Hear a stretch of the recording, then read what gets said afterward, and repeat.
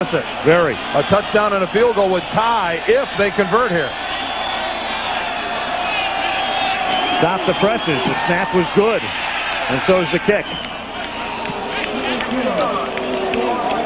Garrity with a touchdown.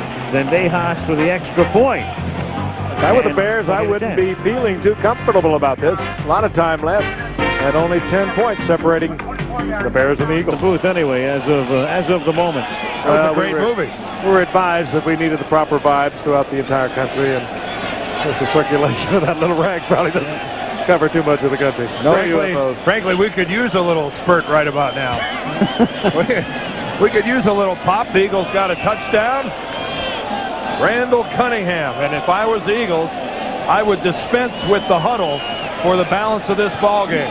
They have moved it extremely effectively by no huddle offense, but right now their defense has to hold the Bears to give them a chance. Zendejas puts a ground ball. It's picked up at the 14-yard line by Mark Green, the rookie out of Notre Dame.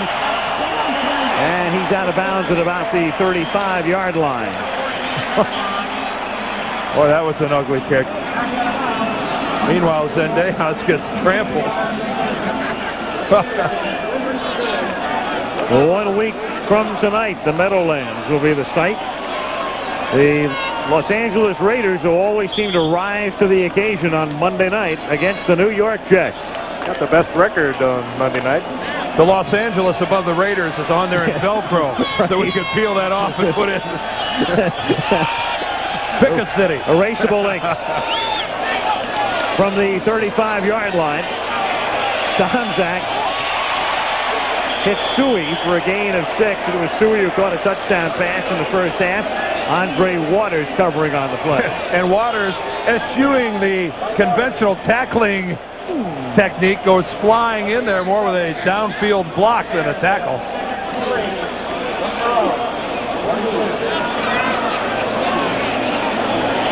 You have come up with a veritable plethora of adjectives tonight.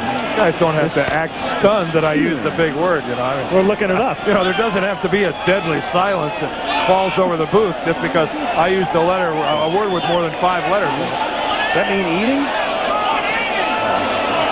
Second down and 3 from the 42-yard line.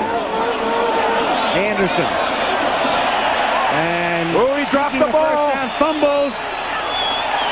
And it's Wes Hopkins who should be at the bottom of the pile and is.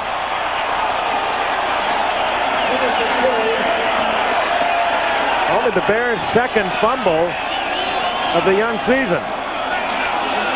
And this is again difficult to see with a big crowd of people.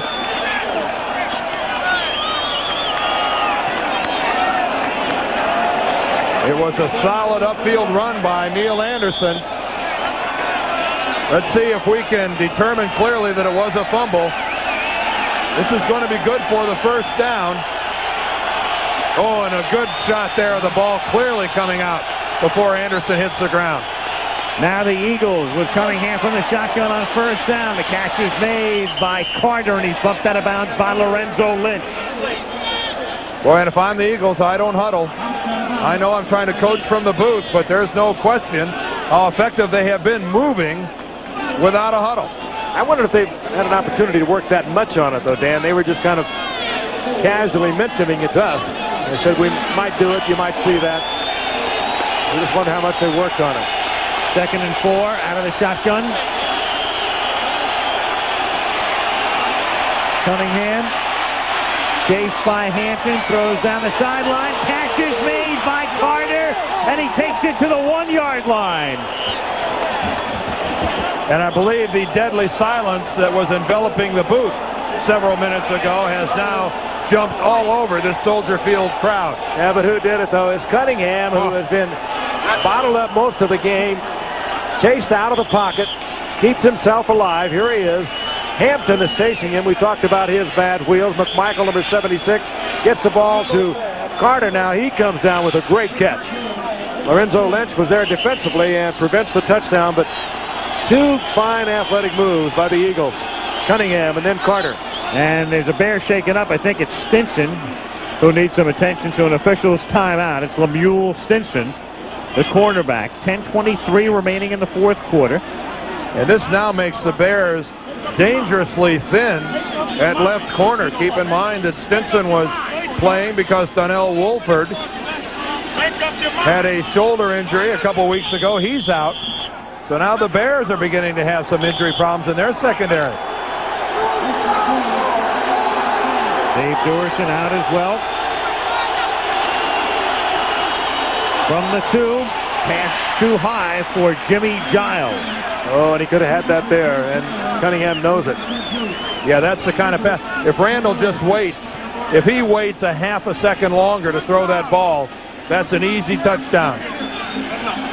You've got Morrissey, the linebacker, locked up on the tight end Giles, and another beat, and it would have been wide open. As it was, it should have been in there. How's that for a little turnaround into the second half?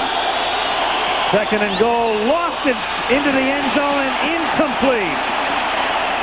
Intended for David Little, the backup tight end, and it was Jim Morrissey getting a hand on it. And that is perfect coverage by a linebacker.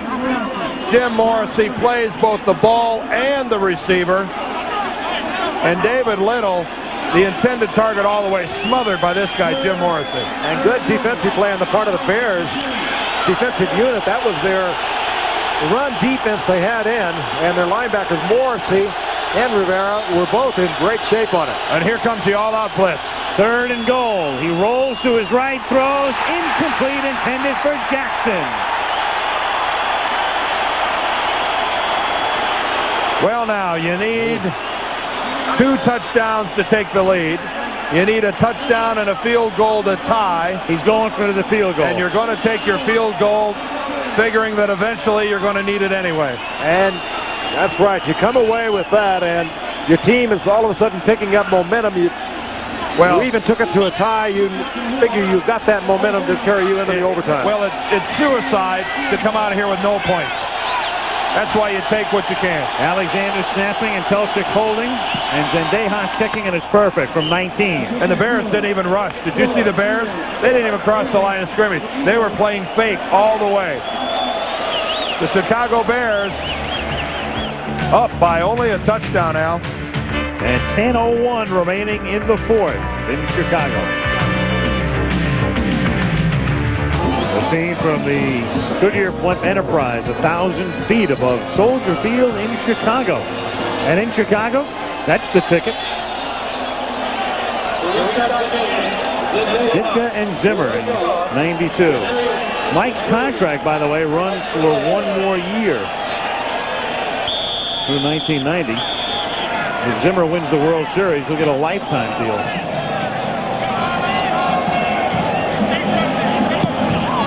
Zendejas. Oh, nice kick. The 28-yard line. Matt Suey. Put the old leg into that one, Louise. The 38. Matt Suey almost had to fair catch that. Jeez.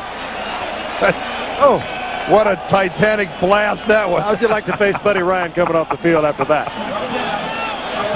Don't go near him. He's hot.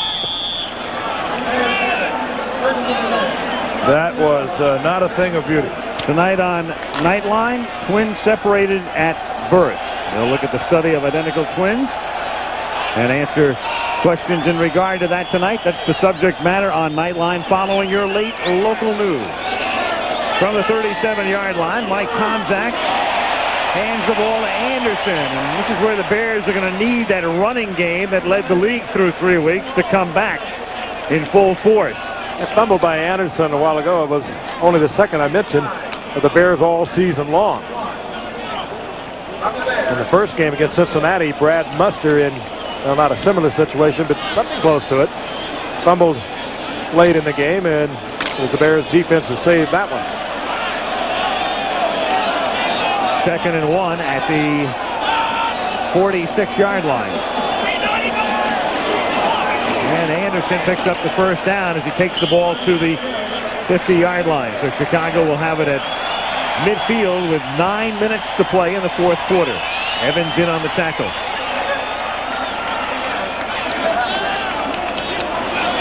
You were mentioning that Muster fumbled. Remember the Dan Hampton quote? At the end, he said after the game, if I had a knife, I would have stabbed him. You know, That's why he wasn't too upset. I find team unity to be a wonderful thing.